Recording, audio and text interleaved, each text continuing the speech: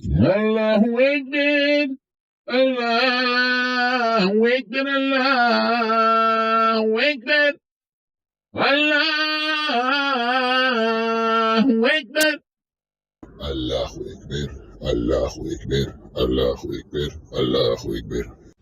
То, что в горах аварцы, нет,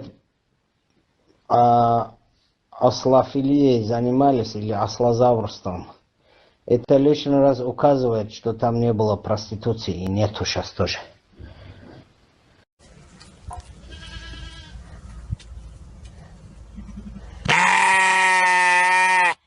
Пол Дагестана баб снимаются в Дубае, пол Дагестана, и это знает весь Дагестан.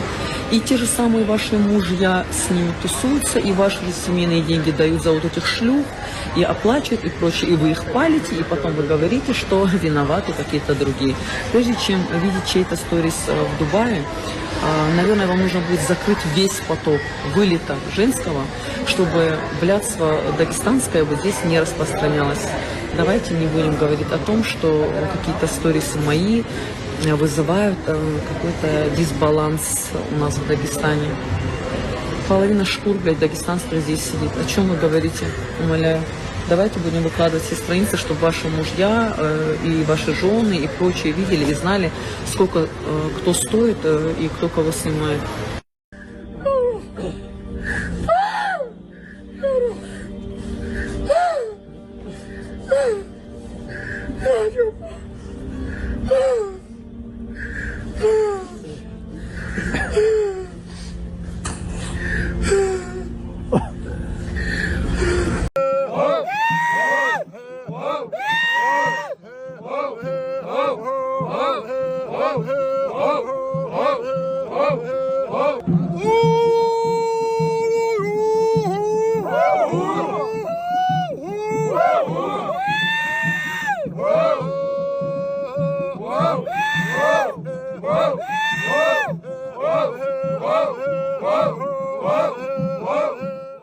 Ты всегда призываешь к единству с русскими, они наши главные враги. Нет, ребята, наши главные враги не русские. Наши главные враги внутри нас. Вот, внутри нас это главные враги. Поэтому, а то, что русские захватывали там, ну это, я уже говорил об этом, но приходится повторяться. То, что было между нами, между русскими и чеченцами, это историческая закономерность. Большие и сильные народы всегда поглощают малый народ. Такова мировая история, понимаете? Иначе не бывает. Французы уже насколько продвинулись они в области гуманитарной, философской там, и так далее, человеческой даже. И то французы долгое время имели колонии, захватывали, тоже убивали, проявляли жестокость к алжирцам, к марокканцам. То же самое англичане там расстреливали сипаев. В общем, это все делали, испанцы делали, даже малюсенькие бельгийцы делали, когда они были сильны. У них в Африке были огромные территории, бельгийская Конго там, и так далее. Это закономерность историческая. Мы, чеченцы, оказались под колесами истории просто, понимаете? А сами русские, это великолепные люди, это добрые. Уж насколько их пытаются фашизировать. Вот, они не фашизируются, понимаете? Среди русских можно жить вольготно. Главное, не делай им зла, и они будут тебе всегда добры. Вот я среди русских прожил полжизни. И жил там припеваючи, между прочим. Вот, ко мне русские относились с большим уважением, потому что я им, когда мог, помогал. Там, когда я нуждался, они мне помогали. Человеческие отношения были нормальные. И сейчас тысячи, сотни тысяч чеченцев живут по всей России, живут припеваючи. Вот, поэтому, а судьба у нас одна. Ведь у нас общие враги, общие беды. И у русских, и у чеченцев. Вот, и русских, и чеченцев угнетают одни и те же кровососы, понимаете? И от этих кровососов мы, чеченцы, например, можем избавиться только в плотном союзе с русскими. Если каким-то образом будут уничтожены русские, вот, мы, чеченцы, будем уничтожены в миг, буквально. Миг. Вот мы без русских ничто. Вот как, не обижайтесь, чеченцы. Мы, конечно, там сильный народ, там 5-10, там все, но без русских, украинцев, белорусов, без этого славянского острова мы, чеченцы, ноль. Зеро. Вот. Поймите это. Вот. Это надо понять и русским, и нам, чеченцам, и всем остальным. Нам все оставшееся время надо жить сквозь годы часть в мире, в союзе, и вместе бороться за наше будущее. Вместе выжить. Мы или вместе выживем, или вместе сдохнем. Нас скоро тестируют, потом вакцинируют, потом чипизируют, как на ферме скот. Вот, и, в общем, ждет нас такая участь без русских. Поэтому нельзя русских ненавидеть, чеченцы. Я вас призываю кровно. Я знаю, что я говорю. Русских надо уважать, жалеть и быть вместе с ними. Это великолепный народ. Это, я вам скажу, без ложной, без всякого привлечения, это самый хороший народ. Я вам говорю, вот, их тут комар делает на меня покушение. Совершает, вернее, покушение. Как ни пытаются русских фашизировать вот все эти столетия со времен Петра, вот русский народ не фашизируется. Вы понимаете, насколько у них запас добра велик вот в этом русском народе. Вот Гитлер смог за 6 лет фашизировать свой народ. Там были, конечно, объективные исторические условия там, и так далее. Но эти же похлеще условия были и в России. Но, тем не менее, русские не фашизировались, а немцы фашизировались. Понимаете? Поэтому давайте этот вопрос закроем навсегда. Русские наши братья. Почему Россия... Маршал, хоми махквай, вай гладуха бочага, док маршалду, вай таган лер канал дауду, вай хаула лел вола, инсханна вокка вола, Муса Темишев, Муса, вай вок, никук, из вак пакчара, хау лел, хау бойчара, лел чара, а? Акавай цинцани канал дауду, цинга вай дела вай хатташ лиду, в формате интервью, беседа о наболевшем, о прошлом, будущем. Мы даем возможность Мусе высказать свою точку зрения, потому что это один из наших соплеменников, граждан нашей республики оккупированной. Также на него иногда льются всякие информационные помои, так скажем, дезинформация. Где-то, может быть, это правда, где-то, может быть, это неправда, но в любом случае Муса имеет право голоса.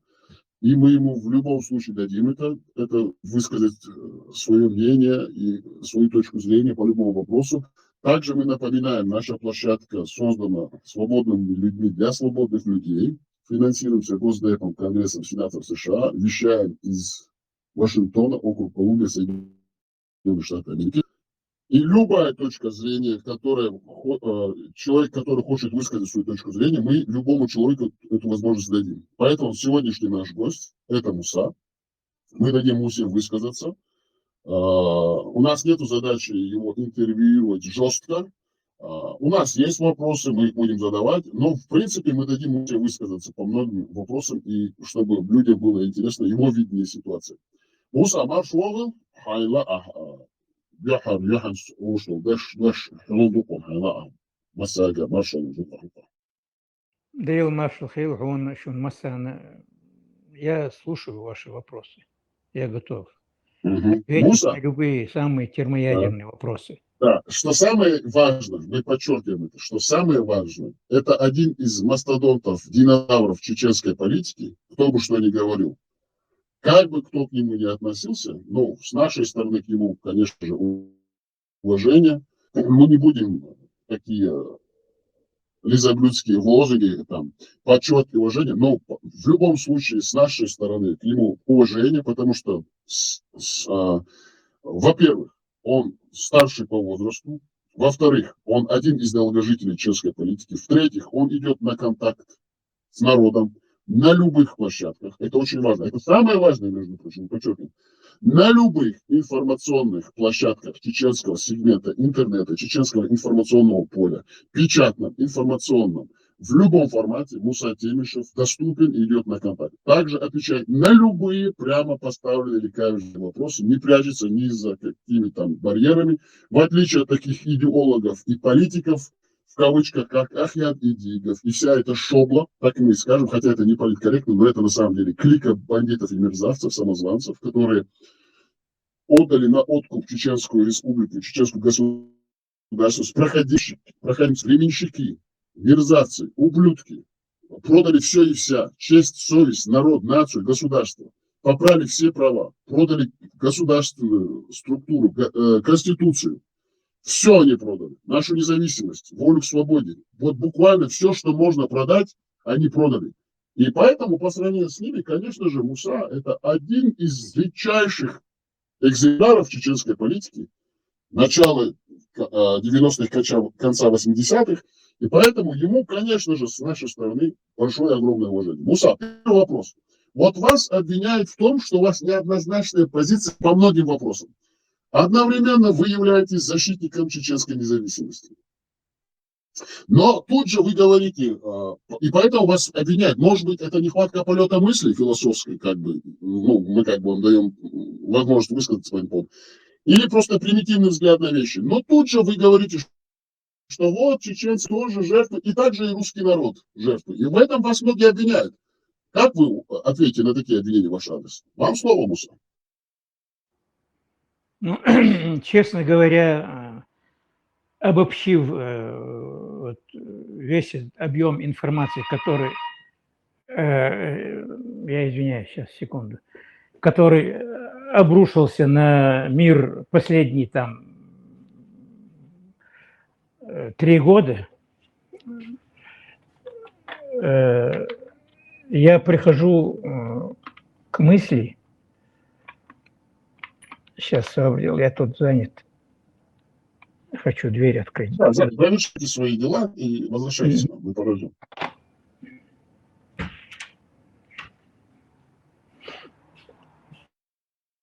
Сейчас, пока Муса завершит свои дела, хотелось бы от имени редакции напомнить, что наша сегодняшняя, даже это не интервью, можно сказать, даже беседа, мы даем возможность ему высказаться, мы интервьюируем его в агрессивной жесткой форме, все-таки человек пожилой, в возрасте, заслуженный пенсионер, можно даже сказать.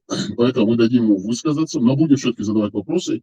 От редакции скажем, что, возможно, мы с ним во многих вещах не согласны, но мы все-таки даем людям высказываться по любым вопросам. В этом отличается наша площадка от всех других тем, что мы даем слово каждому. Кто бы ни приходил к нам, даже наш идеологический оппонент или враг, мы ему всегда дадим слово. Муса к нам возвращается. Пожалуйста, Муса, можете закончить свою мысль. Вот обобщая вот весь объем информации, который на нас обрушился в последние 3 года, я прихожу к мысли, что почти все народы, в том числе и чеченский, и русский, и украинский, и белорусский, все народы околпачены, целенаправленно околпачены международными преступными организациями. Поэтому если я раньше обвинял весь русский народ, например, в геноциде чеченского народа там, и так далее, то теперь я пытаюсь быть осторожным, потому что русский народ – самая главная жертва вот, этой ситуации сегодняшнего дня. Вот, поэтому мы все, и русские, и чеченцы, и все остальные виновны в наших бедах в одинаковой мере. Вот мой ответ. Хорошо, это ваш ответ, но вы не забывайте, вы имеете дело с вашим оппонентом в беседе, я имею в виду, не врагом идеологическим, и мы будем защищать позицию чеченской нации. Мы с русскими ничего общего не имеем. Мы к ним не ходили. Видишь, ну, мы не ходили с оружием. Сейчас я вам дам закончился. И в том, что они нас геноцидили больше, на протяжении больше 400 лет, у нас нету никакой вины абсолютно. Все, что нам принесли, вот это все, что бандитское, террористическое, человеконенавистническое, фашистское, религиозное, вот все, что плохое, то, что у нас есть, нам принесла Россия и русский народ.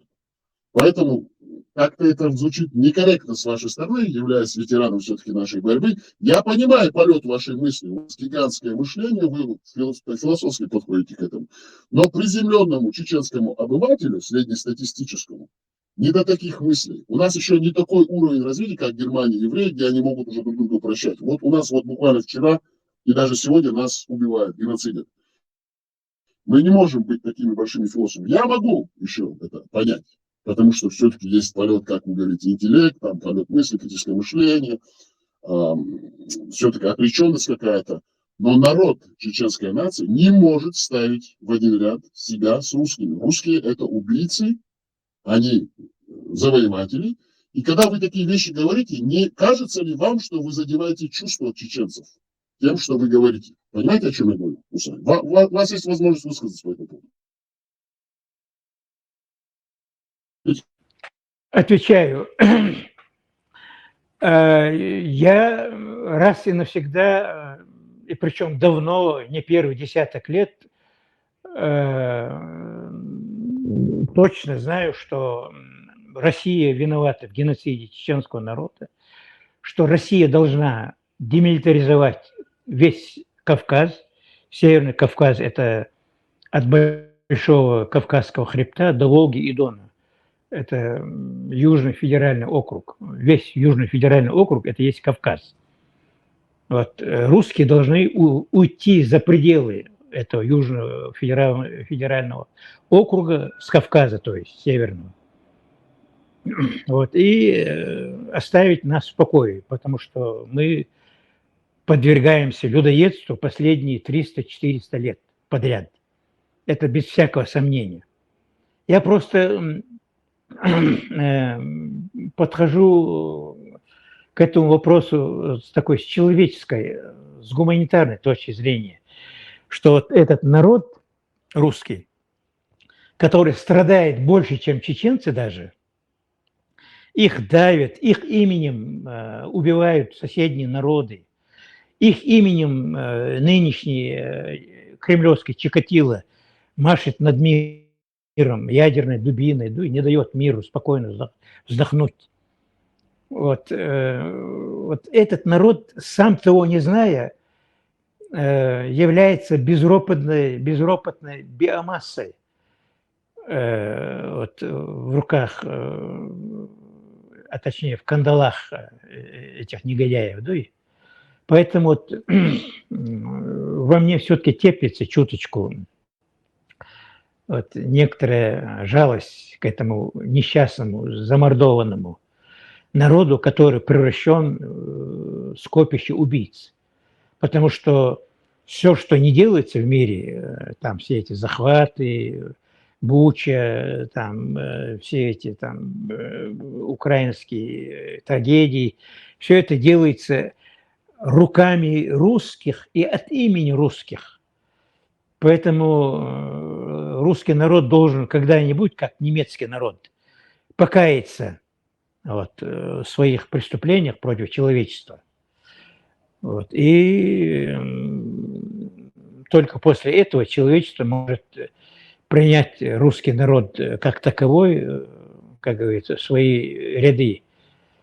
Вот. В этом у меня сомнений нет. Просто я как бы пытаюсь объективно взгляд со стороны состроить, понимаешь? Я в этом смысле. А так, конечно, я согласен. Вот. Ни один русский солдат, российский солдат, вообще солдат там, под знаменем, на котором будет начертано слово «русский», «Россия», не должен быть на территории вот этого Кавказа, на всем пространстве от Кавказского хребта до Волги и Дона. Это без всякого сомнения. Поэтому мы тут не расходимся во мнении, мы одинаково относимся. Ваш ответ, конечно, понятен, объемен и четок. Мы понимаем, что вы хотите сказать. Вы хотите показать себя, и, возможно, вы и есть в высшей степени гуманист. Но мы со стороны Чешской Республики и со стороны чешской нации не можем все равно принять и сказать, что русские не виноваты. Они виноваты. Они виноваты только в том, что они соглашаются без ропота. Виноваты, я же и говорю, Да. что они виноваты. Мы понимаем, но мы даем еще раз понять нашим слушателям, именно чеченоговорящим, войновчу омигвой, дахуачдуй, иштхамял, дарха, войн, тербахшсан, шбуй, Карвой Кентер Доль Доци, Кентер Доллар Мацхердон, Чицар Хорда, Элла, Ахченс, Буахченс, Почалкц, Аурцани, Почалкц, Низмишцани, Хохлиненчу, Амелдул, Низмишцани, Холбалдин, Хорда, Элля, Чашнохчикам, Халпина, Гейзина, и Почалка Шаш, Хуацевич, Масит. Шашбин больницы и почалка, дагрече и почалка, юр хапаха, шейбех буэлцэ, тилячебе. Тхоцэцэ гергалу, цэндишки, пор хохдюнен шали, что низми цэни тхахирдоти о, дахуачту, войнохчу холмик, юханс, войнохчу холмик, дугар, хамял, ах, кюч, камнишка, кэстан, озгаскашка, войнохуачту, войцун дела войдицта, дели хуача, дюч хамял. Сондела Муса Баркалпон, Мадар Аларна Хундяча, Дукабол Нохчи в силу своей озлобленности, некомпетентности, нехватки образования. Мы все понимаем, потому что народ все-таки загеноциденный, прошедший 2 войны именно со стороны русских оккупационных войск и русского террористического государства на государственном уровне.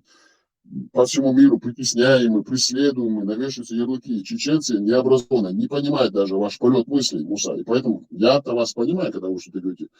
Но среднестатистический чеченец, он на данный момент очень примитивно видит вещи, к сожалению, очень тяжело им, надо им помочь. Он года дезвый. Любой более-менее образованный человек, кем бы он ни был, интеллектуал, философ, там, медик, кто бы он ни был, он должен помогать своему народу, своей нации выйти из этой тьмы, из этого мрака, вот этого незнания, мракобесия, вот этого запугивания, вот этого страха, вот этого смрада, всего то, что нам навязать. На наших высказываниях мы должны быть читки, мы должны четко высказываться и очень граненно именно, все как есть говорить и четкие границы выставлять. Вот в этом плане мы говорим. Вам лично претензии от нашей редакции. Баркалу, Муса, Муса, другой, наверное. Вот опрос. Кстати, говорят, вас обвиняют в том, что вы создали какое-то масонское ложе. Откуда такая информация вообще? Почему такая информация циркулирует, Муса? Просто я знаю, потому что, знаете, от редакции знаем, что вы на самом деле очень уже старый взрослый человек на закате лет. Вы пенсионер. Как вы можете создавать какие-то масонские ложи? Вот, объясните, почему такие циркулируют слухи? Вам слово. Вени, у меня к тебе одна претензия. Ты все время акцентируешь внимание на мою старость. Я, между прочим, могу отжаться 55 раз. Я понимаю, да. Это не каждому молодому спортсмену это самое под силу. Поэтому во мне еще пороха много-много. И если Бог даст мне... Понимаю, но мы заговорим, что для общего слушателя, мы, извините, мы просим прощения, мы не хотели вас... Чтобы слушатель знал, с чем мы имеем дело. Они-то видят фотографию такого здорового, подтянутого парня, тут на вас, как бы, голос у вас был. Но на самом деле, все-таки вы меня извините, почти 80 лет, это не шутки. Как бы, чтобы у вас какие-то там махинации политических, финансовых, я думаю, в таком возрасте уже не до этого. Вот что вы ответите на обвинение? В принципе, я могу любую авантюру проворачивать и сейчас, и в следующие годы. Во мне достаточно пороха, я повторяю. Но в данном случае меня зря обвиняют, потому что мне это не нужно, создавать мафиозную группу из чеченских буржуазии, из чеченской буржуазии. Это, во-первых, невозможно, потому что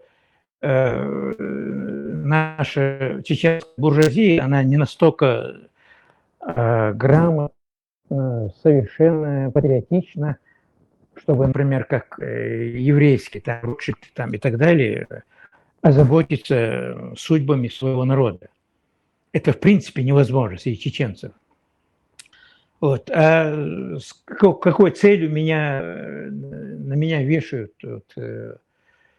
эту идею, что я создал масонскую ложу из чеченских буржуазии, из чеченской, я даже не знаю. Видимо, у них не хватает аргументов против меня. Во взяточестве меня не могут обвинить, даже мои враги не могут. Обычно они копаются в моем постельном белье, вот, чтобы очернить меня. И на большее у них нет аргументов. Вот, может быть, поэтому они пытаются там накидывать на меня то, что у меня нет в мыслях, там, нет, быть не может в действиях и так далее. Другого объяснения у меня нет, к сожалению.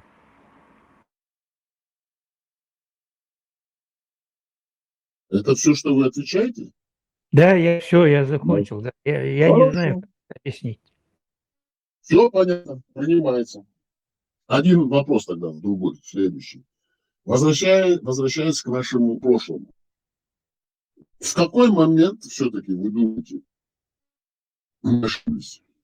Все-таки вот, интересно. Где же была наша роковая ошибка у чеченских строителей независимого государства? Ваш ответ. Частично на этот вопрос я отвечал в нашем первом интервью, вообще говоря. Ну, повторюсь. Повторение мать учения, как говорят, не лишним будет повториться. Мы с самого начала начали неграмотно, политически неграмотно.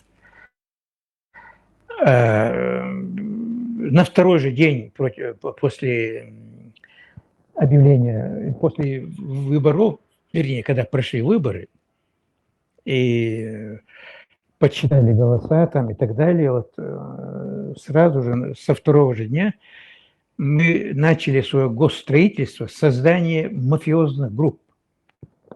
Вот. Кто бы что бы ни говорил, значит, сие есть факт, об этом знают, весь народ знает. Ну, мы, чеченцы, народ очень субъективный, поэтому сторонники Джохара начисто отрицают этот факт, говорят там, вот Джохар не знал чеченскую специфику, это совершенно идиотская отговорка, это совершенно. Вот, если человек не знает специфику, он не должен петь в президенты. Вот. Джохар был человек мудрый, он знал лучше нас всех вместе взятых, кто такие чеченцы, нашу специфику, и почему-то он начал свое строительство с создания мафиозных групп. Оттуда все пошло, разграбление чудовищно богатой экономики, значит, обнищание, резкое обнищание народа.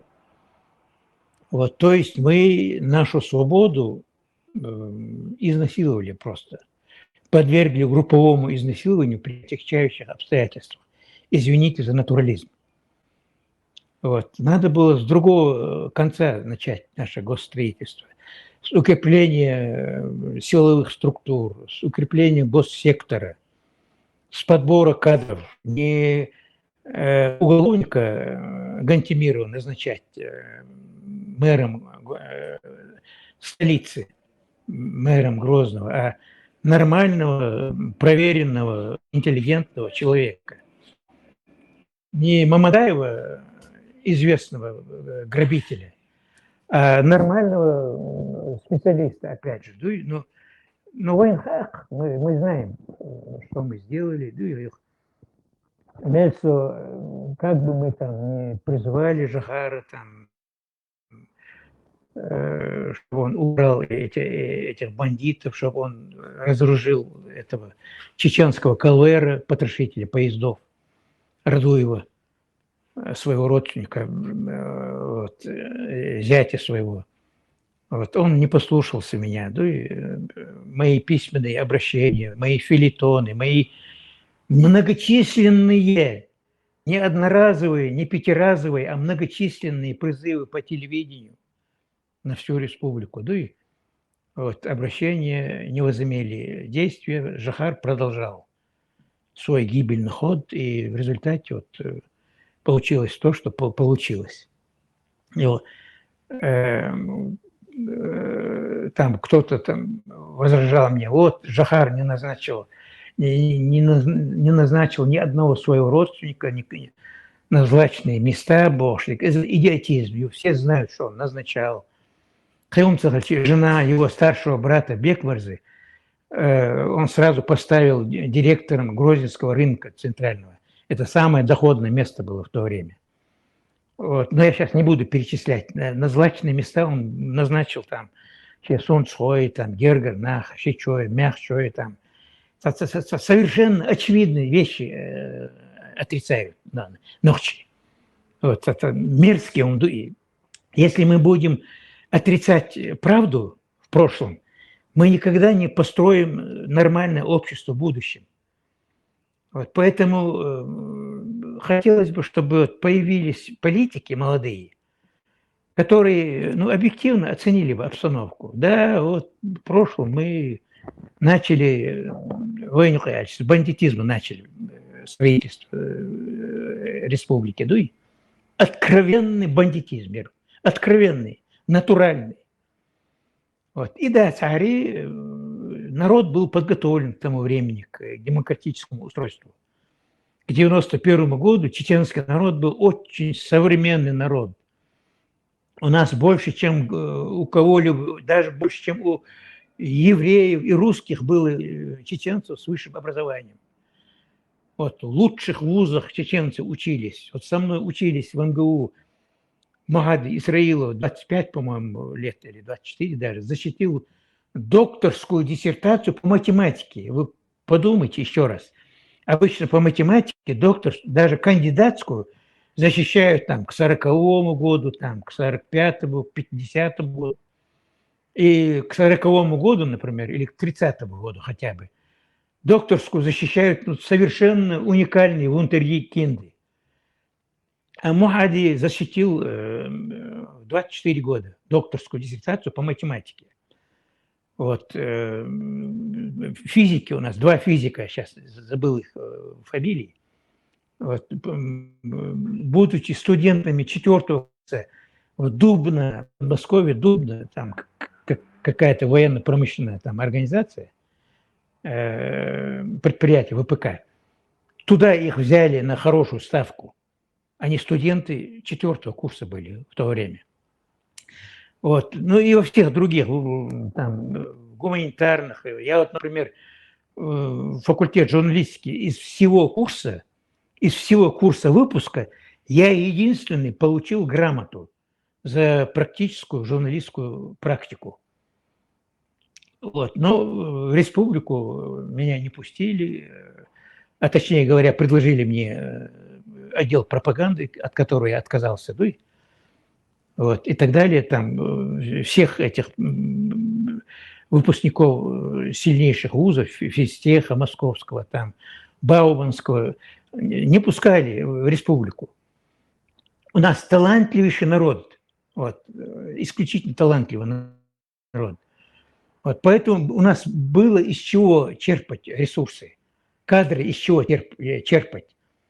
А Жохар ставил на совершенных идиотов, там, на уголовников, причем уголовников, о которых знала вся республика.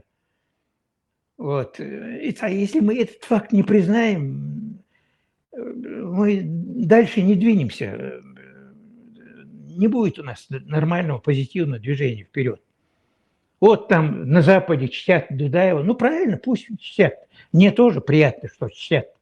Но Запад-то не знает всей нашей внутренней кухни. Да и Запад в приятном заблуждении относительно нас. И мы выиграли не благодаря Жохару, а вопреки Жохару. У нас не было центральной власти, там у нас горизонтальное было сопротивление. Басаев отдельно, Гилаев отдельно, Умал-Дашаев отдельно, там, независимо от Дудаева, там, чеченцы сопротивлялись. И при Дудаеве, и после смерти Дудаева. Поэтому приписывать ему все лавры, там, они, ни к чему это, ребята. Исключительно ни к чему.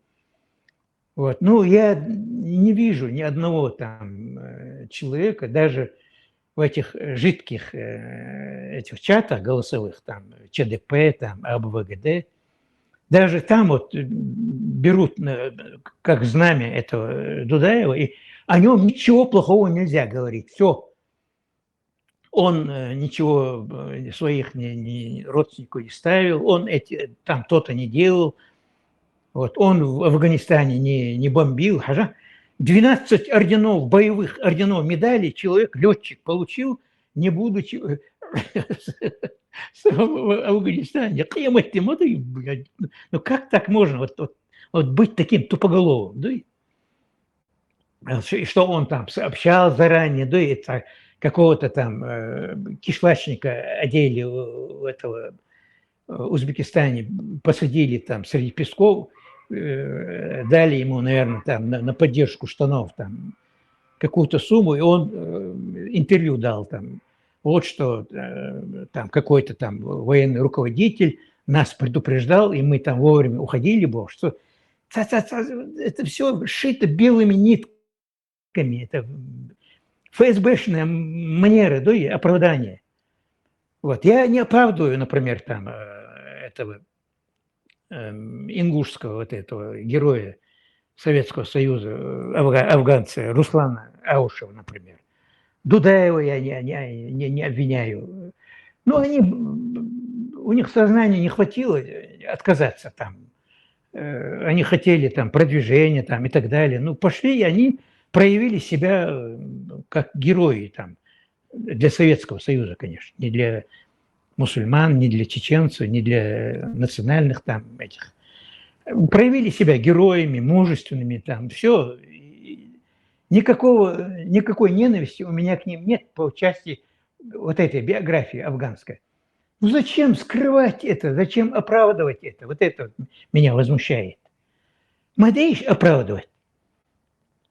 Вот, и вот мне жаль, вот эта свобода на нас свалилась с неба, можно сказать, бесплатно, да и без единой жертвы. Там, и мы этой свободой не смогли распорядиться, да и повели народ по самому гибельному пути. Вот об этом я сожалею. Прошу прощения, вы говорите «мы». Я в этих процессах не участвовал. Как бы я на себе вины не чувствую. Я лично говорю, что религиозная вот эта вот составляющая, вот этот Надин Махмуд Муфти, и вся вот эта вот клика потом, который убежал потом в Казахстан, бывшего казахстанского муфти, который убежал он ФСБшник, КГБшник. Понимаете, там много, конечно, было вещей, которые неправильно были сделаны, Министерство иностранных дел не функционировало, какой-то там араб ездил по арабским странам, возил полуголову нашего президента Джохара Мусаевича Дудаева в Каабу. Это все понятно. В принципе, вы правы, но, понимаете, есть негодование наших слушателей, вообще наших жителей, когда мы начинаем критиковать как бы исторические личности. Но на самом деле мы понимаем, что вы хотите сказать. Неправильная кадровая политика, преступная, как вы говорили, и привела к тому, что сегодня мы получаем то, что мы получаем. Заложено это было вот эта вот вся форма власти бандитская, конечно же, с подачи русских спецслужб. Мы пожинаем плоды сегодня: бандитизм, клановость, боевые отряды. И после Дудаева это было. Понимаете, выгодно. Но это же неправильно. Если мы строим государство, Басаев должен подчиняться центральному руководству, так же, как Радуев, так же, Хункарпаш, как другие. Даже в этом, когда вы говорите, что горизонтальное управление, это уже не является государственными структурами, это вооруженные банды. Не так ли, Муса?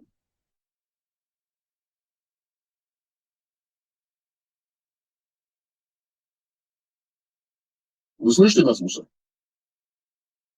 выбило, Вот сейчас кажется. слышу, да. Повтори, Да. пожалуйста, еще раз.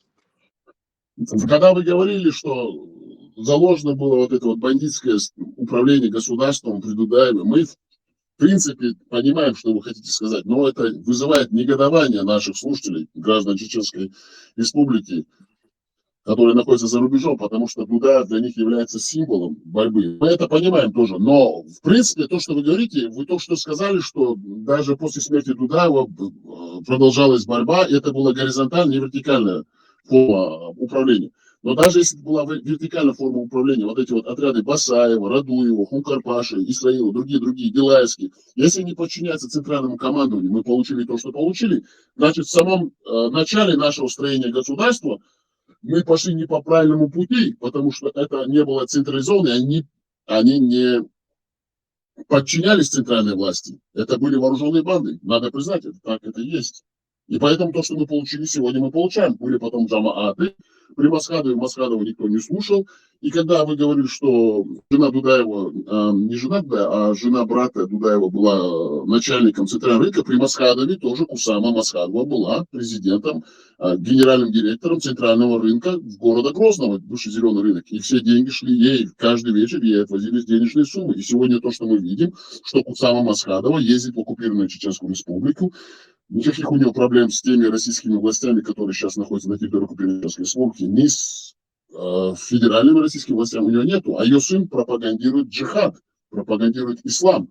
Понимаете, все вот эти вот несостыковки, как вы говорите, надо об этом говорить. И мы тоже призываем наших слушателей и граждан говорить правду. Давайте говорить правду, давайте не будем друг другу врать, где наши ошибки и где мы видим несостыковки. Если бывшая жена бывшего второго президента, третьего, скажем, выбранного всенародно, Кусама Масхадова ездит на территорию Чеченской Республики через Шереметьево, через Внуково, через Пулково.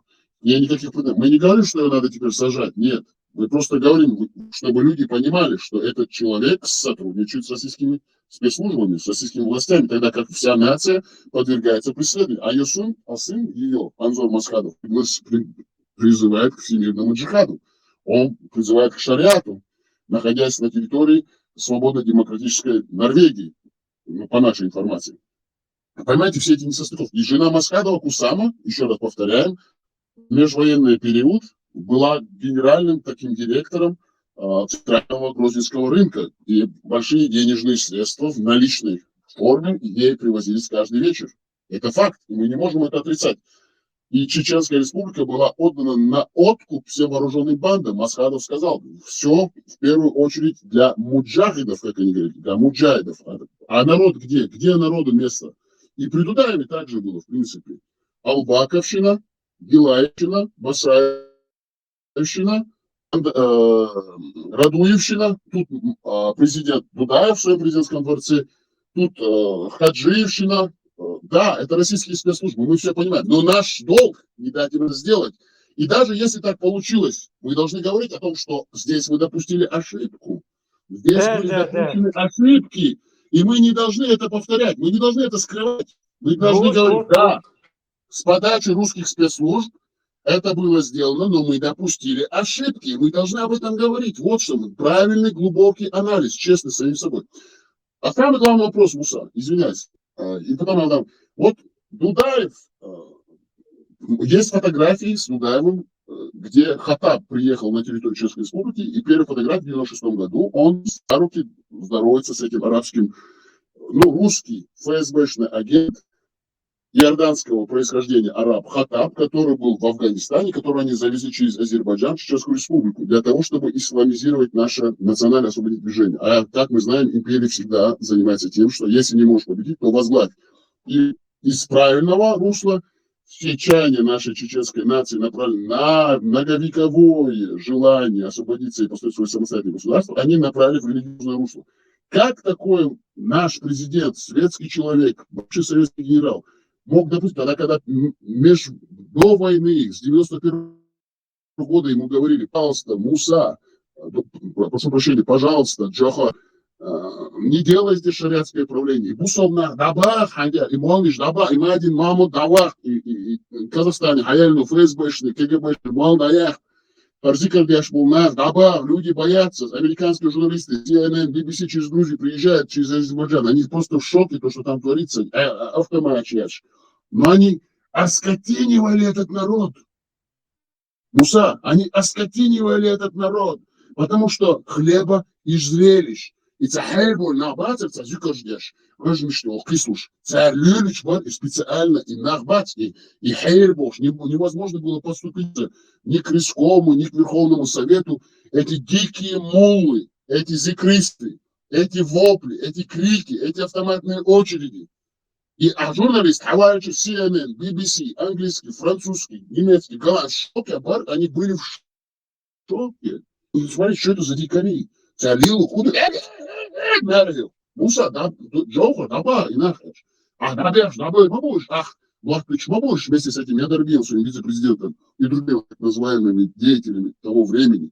Албаков воровал нефтепроводы вовсю с Махашевым, Албаков, все вот эти вот банды милхостинцев, тут банды Ламрой, это все деление нашей нации, Мялхи Эли, Ламрой, Кенти, Новчи Кило, это все было заложено тогда, уже закладывалось, и мы сегодня получаем плоды. Мы сегодня в бандитской форме, но под русской бандитской форме, хотя это русские нам навязали, и они к этому нас вели планомерно. И что мы получаем сегодня? Мы рабы русских, и у нас бандитское правление. Банды, вооруженные банды. Никто не сможет сказать, что это неправда, не так ли, Муса? И вот вопрос. Совершенно верно. И вот вопрос. Почему Джохар дал все-таки проникнуть на территорию Чеченской Республики, потому что все-таки это президент, и в ряды чеченского сопротивления, а самое главное, в структуры государственных вооруженных структур, армии, какому-то иорданскому арабу, не проверив всю его подноготную. Как вы это объясняете, Муса? Вот почему это фотография, это маленькое видео, где он здоровается за руку и приветствует его Хатаб. После этого, через короткое время, он был убит авиаударом российских спецслужб. Я с тобой не согласен в том, что ты делаешь акцент на религии, на этих муллах. Их Джохар привлек, они сами по себе ничто, это тупые люди все. Это Мади, Мухаммад, Ханяди, Мухаммад, из Средней Азии прибывший этот Павлин, Цунци и Цезасон, Борч Безман, да, они все тупицы. Джохар их привлек, понимаешь? И всю вину валить вот на ислам, на вот эту часть в корне неправильно, по мне. Все зависит от первого лица. Как он подбирает кадры, как он создает фон, какой создает. Вот. От Джохара все это зависело. Я опять же, по телевидению, вот, то есть, вы свидетели, кому больше там 40-50 лет, вот, как я по этому поводу по телевидению выступал, к Джохару обращался. Дабах, зикр шмадейт, на центральной площади не надо зикр устраивать, потому что республика наводнена журналистами, они будут показывать самые неприглядные рожи, вот, будут клеить нам имидж фанатика. Выступи, Джохар, прекрати это.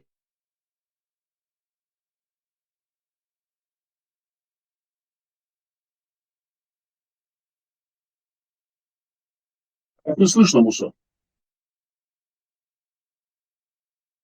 Муса, вас не слышно.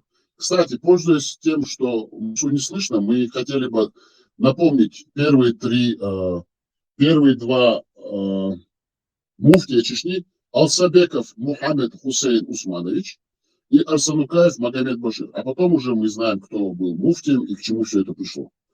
Алсабеков Мухаммад Хусейн Хаджи Усманович, Мухаммад Хусейн Хаджи Усмануллы Алсабеков, Мухаммад Хусейн Хаджи Усманул, да, в Казахстане даже, да.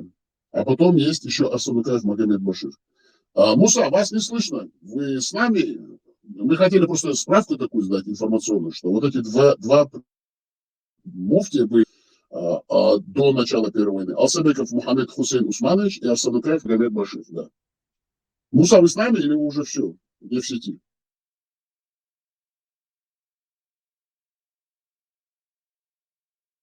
Кажется, Мусу выбило, проблемы со связью.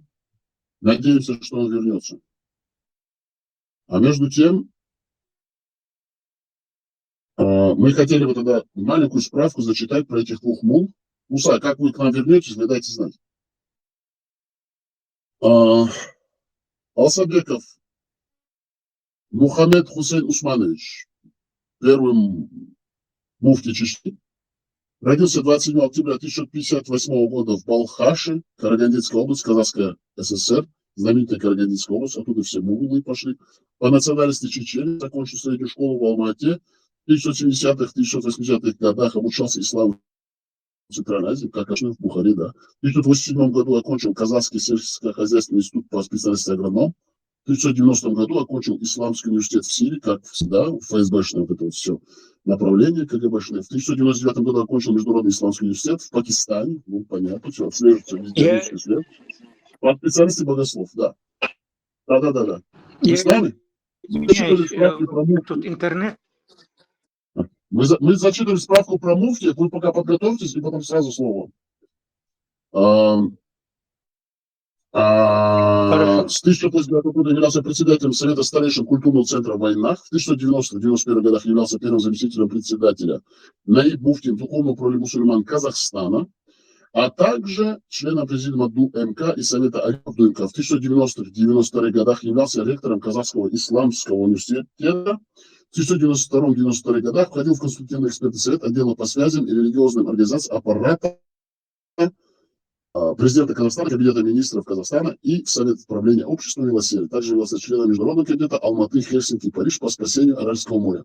В 1991 году после провозглашения Чеченской республики Ичкерия стал советником президента Чили Джохара Дудаева, разделял идеологию и практику кадирийского тариката, подчеркивал поддержку независимости Чили, в том числе обосновывая ее изречениями, очень важно, из Корана и Сунны. В 1992 году на фоне конфликта между Дудаевым и оппозиционными силами в Чили был создан Исламский центр Чеченской республики, религиозная структура, альтернативное духовное управление мусульман Чеченской республики Дунчерель и лояльная Дудаеву, который возглавил Алсабеков.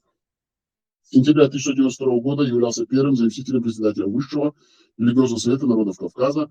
В январе 1993 года Исламский центр Чеченской республики был преобразован в Духовный центр мусульман Чеченской республики ДЦМЧР, а его руководителем стал Махмуд Гаркаев, Мадин Махмуд. Вот. Так, возвращаемся тогда к Мухаммеду Баширу, и потом дадим слово мужчине. Родился в селении Алханю, в семье известного богослова Тацу Муллы в 1880-1943 годах. Тацу Мулла, значит, пожил, который учился у Ибрагима Хаджи Гайтинского и Хаким Муллы Урус Мартановского. В начале 1920-х годов Тацу стал имамом мечети в Алханюрте, позже несколько лет был имамом в Насыр-Корте. Затем он вернулся в родное село и основал здесь медресе чеченское Тацу Жхар. Значит, по-чешски Тасу Хижер, где и проходил обучение Магомед Башир. Ладно, мы сразу дадим момент, где он стал имамом. 14 октября 1991 года Советом имамов Чечни избран главой Духовного управления мусульман Чеченской республики. После обретения Чечни независимости новые власти обвинили Арсена Акаева в политической пассивности. Параллельно Духовному управлению мусульман во главе с муфтием появился конкурирующий комитет по делам исламской религии при президенте Чечни во главе с Алсабеком. В 1992 году Арсен Акаев покидает должность муфтия, оставшись в положении духовного лидера. Зелимхан Ябиев обвинил Арсена Акаева и его сторонников из тариката Нахшбандия в попытке заговора с целью свержения Джохара Дудаева. В отношении Первой Чеченской войны он занял нейтральную позицию, осудив как режим Дудаева, так и федеральные силы. После отъезда за границу на лечение в 1994 году обязанности муфти стал выполнять его заместитель, и мы знаем, кто такой.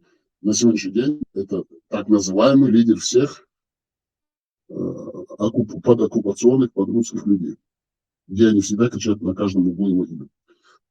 Так вот, Муса, вот что вы скажете по этому поводу? Как так получилось, что в наши государственные структуры, а особенно в вооруженные силы Чеченской Республики, был внедрен арабский наемник Хатаб? И с ним есть видео и фотография нашего президента Джохара Мусаевича Дудаева. Как вы это объясните? Ну, я же объяснил выше. Без ведома Джохара, без инициативы Джохара этого не могло произойти. Любое государство, которое претендует на жизнь, на политическое существование, должно отсечь от себя все, что не является государством. Всякие там религии, там, всякие другие идеологии, кроме государственной идеологии, все надо отсечь. Вот. Джихар это все привлекал, всех этих мул и так далее. Не надо тут копаться там в этих причинах, почему, от чего. Все зависело от Джихара. Вы хотите сказать, если они взяли религиозную подоплеку с Селимханом Яндарбиев, а это его была правая рука с Джихаром Дудаевым, они хотели просто оскотинить народ, и чтобы он был такой зомбированный, скотский чеченский народ, средневековый, верующий, мусульманский, который всегда будет говорить да своему верховному правителю, халифу, исламскому халифу. Я так понимаю вашу? Совершенно верно, совершенно верно. Они-то, в принципе, и ислам проповедовали не так, каковым является сам ислам.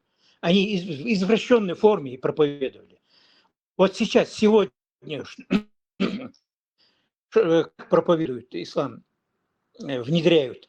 С детских лет не слабые души с 5-6 лет над детьми, и заставляют их зубрить. Они не понимают, что они зубрят.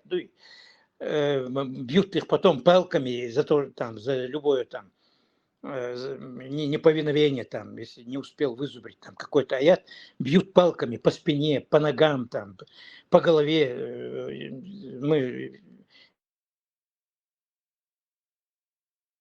Наказание по шариату, Муса. В шариате так написано: бейте по мягким местам, бейте под ноги, грозами, бейте по лицу, мягкой части лица, ладошка. Это шариат, так и написано. Если не изучают Коран, так и написано. Они применяют нормы шариата на чеченской свободной нации. Понимаете, когда внедряют арабов в чеченское вооруженное сопротивление, просто так. Представьте, если, например, в страны, западных страны, состоявшиеся, или, допустим, Соединенные Штаты Америки, вооруженные силы Соединенных Штатов Америки, в Генеральный штаб или в ставку объединенной группировки штабов американских войск, приезжает какой-то арабский наемник, бедуин, и его принимает главный генеральный руководитель оперативного штаба всех штабов американских войск. И не только начальник штаба, там президент приходит и его встречает и говорит: вот мы сейчас вот с помощью араба джихад здесь устроим и победим. Понимаете, это нелепая ситуация, это маразм. Поэтому мы не должны на это закрывать глаза. Ошибки были допущены. Мы для этого и об этом здесь и говорим, чтобы такие ошибки больше не допускались. Приезд и внедрение Хаттаба, даже если это было, и мы знаем, что со стороны российских спецслужб была проведена блестящая операция по внедрению арабов в чеченское вооруженное сопротивление, чеченской вооруженной государственной структуры, но наши государственные политики, такие как Джахар Дудаев, Селимхан Яндарбиев, Шамиль Басаев, Руслан Гилаев, начальник штабов вооруженных сил Чеченской Республики, Аслан Масхадов и все другие лидеры, военные командиры, бригады и генералы, они должны отвечать, даже если они умерли посмертно, на них является вина. За этих людей наша чеченская государственность была сломлена, превращена в какую-то идеологическую базу с помощью российских спецслужб. Мы еще раз подчеркиваем, что мы понимаем, кто, откуда, какие руки растут. Но наша задача, как здесь, четко провести анализ и впредь, чтобы такого не было, не допустить. Они виновны в подрыве нашей государственности. Кто бы что ни говорил, если туда привезли Хаттаба с Абу Саяфом, и Джахар, президент Чеченской Республики, Джахар принимает его в Генеральном штабе Чеченской Республики, глав Государственного комитета по обороне, присутствует Шамиля Басаева, Аслана Масхадова, Руслана Гилаева, Селимхана Яндарбиева, снимается с ним, принимает его, обнимает его, фотографии государственные, видео, съемка. Это преступление, это государственное преступление. Нельзя это забыть, простить и закрыть на это глаза. Все, кто в этом принимал участие, даже посмертно должны отвечать по букве закона Чеченской Республики. Я думаю, что Мустанов больше сегодня не сможет присоединиться к нам. Кстати, напоминаю нашим слушателям, это не передача для Мусы Темишева. Мы даем говорить всем. Если кто-то хочет возразить идеологически, у кого другая позиция. Пожалуйста, пишите, мы с ним можем организовать прямой эфир, мы дадим любому слово, и мы сделаем профильные циклические передачи, или даже в формате интервью, или в беседе в таком формате, как с Мусой. Так что не переживайте, мы на этом работу свою не завершаем, не спешите с выводами. Эта площадка создана для свободных людей и свободными людьми. Так что кто хочет иметь слово, пожалуйста, пишите на адрес редакции, мы вам ответим и дадим слово, и в любом формате с вами побеседуем. И дадим высказать вашу точку зрения. Тут я говорю, а я зёгар печёни, что адикел маршал, да адикел услугу.